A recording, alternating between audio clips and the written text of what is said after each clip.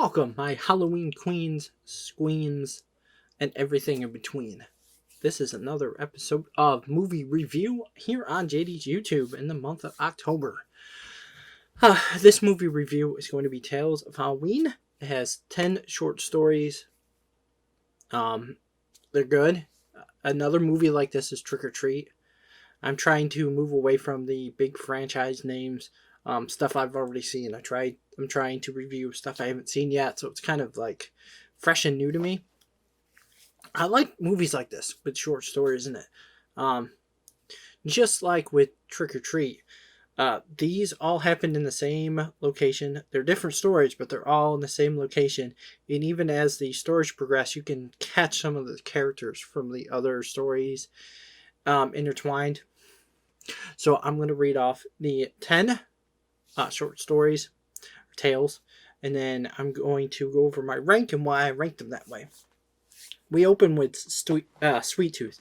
A little boy gets back from trick-or-treating. He is doing what all kids do when they get home. They're eating into their candy. His babysitter's boyfriend tells him of a story of Sweet Tooth, how he was a kid who his parents wouldn't let have candy. They let him go trick-or-treating, but they wouldn't let him have candy. One night he finds his parents eating his candy, because apparently that's what they did. They ate his candy and then had sex while eating his candy. He butchered them both. He ate what was rest of the candy, what was left of the candy. Then he proceeded to cut his parents open and eat the remains in their stomach. And I take it from the last shot when they're looking at him, I think he even cuts his own stomach open to eat what is inside of him. Anyways, he becomes this demonic zombie type creature that you have to leave a piece of candy out for, or he will eat everything you've consumed. So little boy goes to bed. Oh, the one other thing that correlates with all of this is two more. One, it's being narrated, kind of like those old horror movies. Elvina, that's Elvina. Yeah, Elvira. Sorry. That late night horror movies kind of thing where she went over some stories. It was kind of done like that. I like that aspect, and they everybody who's watching something on TV during Halloween during this movie is watching Night of the Living Dead, which is another cool thing. That's homage to Halloween, because during the Halloween movie they're watching Night of the Living Dead. There's so many Easter eggs of other horror movies in this. It's a nerd's paradise. Anyways, so he goes to bed. The babysitter and her boyfriend end up eating all the candy. They get sick. She goes in the bathroom to get Pepto. I'm gonna call him a zombie because he looks like a damn zombie. He ends up showing up, pulling the boyfriend's large intestine out of his mouth. He ends up getting to the girlfriend. Of course, the little kid, ended up saving a piece of candy, and he had it sitting out for the demon zombie.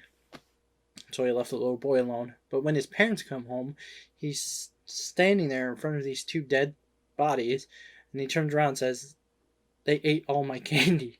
So good luck to him, I guess. The next one, the night Billy raised hell. So it is a tradition to egg this house because they never put on any lights or any candy or any of that stuff.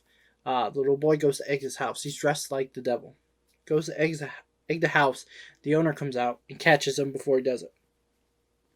Who happens to be the devil. He brings the little boy inside. He says, "I'm going to teach you what a real trick is."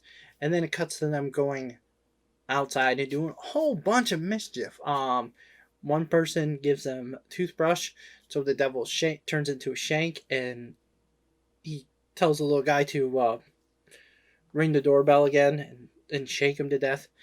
They set some stuff on fire. There's mass shootings. They steal a car, run people down. And then he gets back. The devil gets back to his house, and the little boy is sitting there, and he goes, "I thought you were supposed to show me a trick." Turns out he had his little demon dressed in the same costume as a little boy. So the little boy didn't do anything. But the little boy goes outside and there's a bunch of cops waiting for him. And he ends up peeing his pants. Next one is Trick. This one has another good ending, just like the other one did. It's a group of these 4 adults handing out candy. They're all, again, watching a movie, getting high and drinking.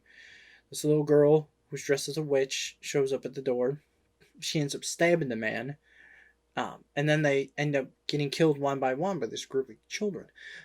Come to find out, in these people's basements, they've been eating children's limbs, like eyeballs, and it's gross, man. It's just disgusting. So these kids get revenge on these adults. These sick, twisted. Oh, go watch this movie. It's really, I like it. The Weak and the Wicked. This is a revenge story. There's a group of 3 juvenile delinquents, I guess you could call them. They have like a bicycle gang, which is weird because they're all adults with tattoos. They're led by this female. They are about to torment this kid when this other kid shows up. He's dressed as a demon, like homemade demon costume.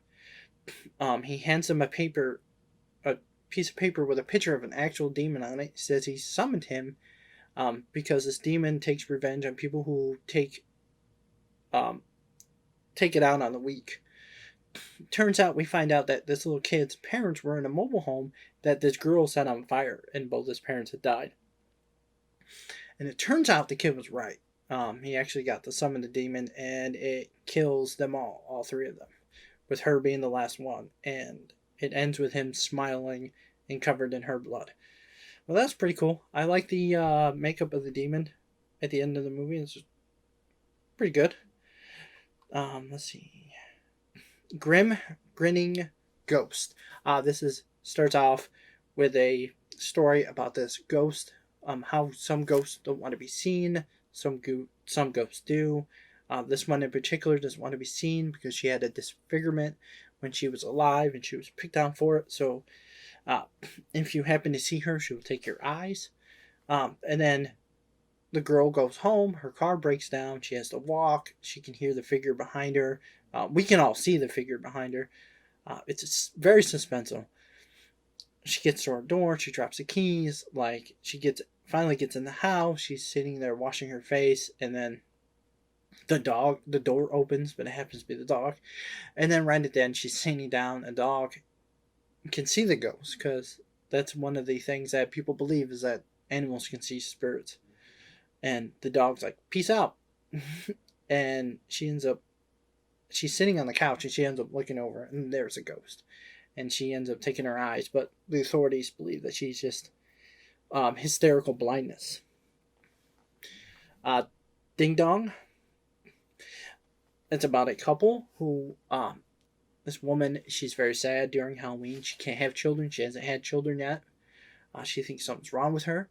Her boyfriend tries to cheer her up by dressing up the dog as Gretel.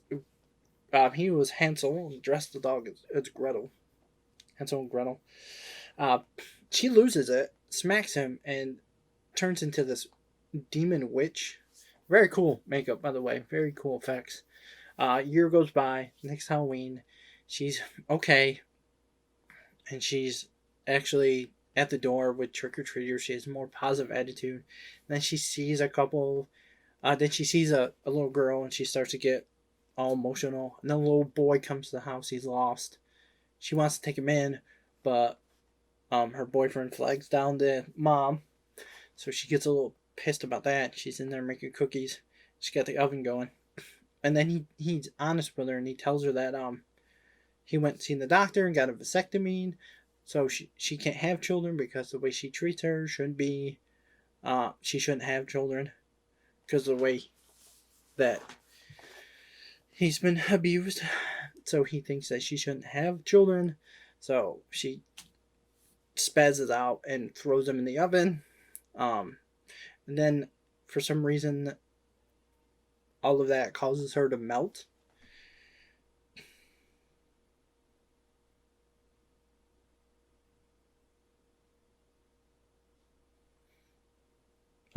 This means more. This has nothing to do with demons or ghosts or any supernatural.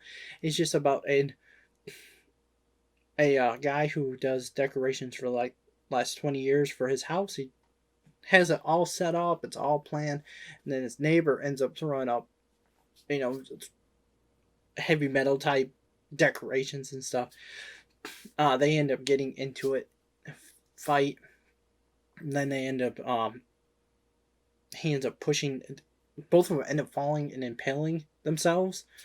I like this because it is about like the one guy shouldn't have started a fight with the other guy just because he didn't like his decorations. The other guy could have just ended like he was trying to be nice this whole time, and he just pushed and pushed and pushed till he couldn't take it. But that's what happens when you don't talk to each other. You just fight. Friday the 31st. This is about a killer who is killing or going around killing these people. He looks like Jason Voorhees and kind of Freddy Krueger looking. More resembles Jason Voorhees. He ends up killing the final girl. UFO flies among them, and out comes the cutest little fucking alien I've ever seen. He's like this big, and he's just standing there with a little trick or treat bucket. He keeps going trick or treat, and he's like, I don't have anything. So he squishes him. So he jumps into the woman's dead body. So brings her back to life. They have this big old fight scene. They end up killing each other. And the alien ends up coming out of the mouth, taking the head of the wannabe Jason Voorhees and going back to the spaceship. Oh, after saying trick or treat. Then we got the Ransom of Rusty Rex. This is about two guys who kidnap this little boy, because his dad is rich. They get him back to the warehouse, tie him up. They're like, we have your son. He's like, keep him. And they're like, what? And he's like, yeah, keep him. And they keep trying to figure out why. And then the little guy gets free. He's in costume this whole time. Turns out he's a little demon. He wasn't that guy's son. He just happened to show up at his house and wouldn't leave. And he warns them to eat, to feed him, or he will eat. They tried dumping him into a pond. They tied him up and dumped him in the pond. He got out. They tried bringing him back to the house and setting him on fire. They end up driving for a while. They stopped at a gas station. He gets back in. He's eating this burger, and he turns around, and the little thing is in the back seat. At first, he's eating a candy bar. Then he picks up his friend's severed head, and he's munching on the ear. I was like, yeah, well, that's karma. And then finally, we have Bad Seed. A guy carves a pumpkin. It comes to life and just rampages, eating everybody. The detective ends up killing it. She goes to the warehouse where it's manufactured, and it ends with a bunch of, there's like a field of these pumpkins. Yeah, those are the synopsis of all the little short stories. I like it. It's kind of like the horror movie VHS, kind of like Trick or Treat. Like I said, there's a bunch of these, and I rather enjoy them. So, my ranking and why. 10, I have to go with the Grim Grinning Ghost.